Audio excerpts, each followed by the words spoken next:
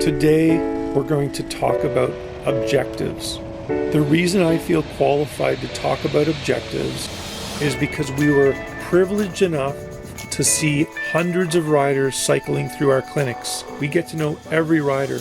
We see their motorcycles. We see their bolt-ons and their accessories. We usually find out where they're from and what they like to ride. We usually see with our own eyes their level of skill. It tells us a lot. And what I've learned is that without exception, has one rider's objectives ever been the same as any other rider that has come before or after them. Why is that important? If you can define your objectives on a dirt bike, the answers to your questions about should I buy this aftermarket part, should I buy this tire, this bike or that bike, they will all come into focus. So how do I define my objectives? It's really simple. You need to listen to the voice inside your head, and you need to ask yourself, what is it that I like to do the most on my motorcycle? Now, normally I use the word dirt bike, but in this case, I mean the word motorcycle. Whatever your objective is, there's no wrong answer. Although your friends probably make you believe that there is a wrong answer. Whether you like adventure biking, whether you like dual sporting, whether you like dirt biking or beating you and your friends into rat shit on two strokes in the middle of the gnarly woods, they're all legitimate. They're all just simply an objective. It's what you enjoy doing. In your limited amount of time on this planet, you need to define how you want to spend your time. The hardest part is to be honest with yourself. Think about it when you're at your monotonous job, when you're stuck in traffic on the road. Think about what it is that you enjoy doing on your motorcycle and be honest. Eliminate your friends. Eliminate the industry, who are the freaking worst for trying to influence your thought process.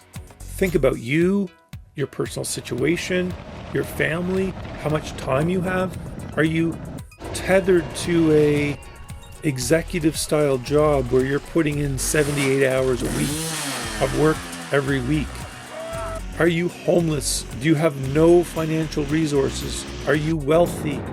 All of these things are going to affect what your objectives are going to be on your motorcycle.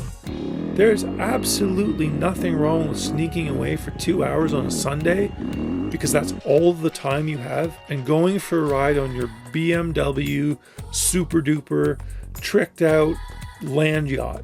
Because if that's what is important for you, if that's what you need to cleanse your mind, if that's what brings you joy, just get her done, man. You could be on the other end of the spectrum. You could eat nails for breakfast. You could ride a beat up rat two-stroke. All your friends are loco, as are you. You love beating yourselves to rat shit to see who the toughest man is on that given day and who can make it up, Hell's Peak and Widowmaker and all these crazy trails. There's nothing wrong with that. It's no different than the man I just talked about. You just chose something different. If your objectives lay anywhere in between the outliers of this spectrum, from Sunday afternoon ride on my BMW to trying to break bones on a 9-hour ride in the Venezuelan jungle with my two-stroke crazy friends, be honest with where you are on the spectrum. Do not let your friends or the industry get involved and make choices that work for you.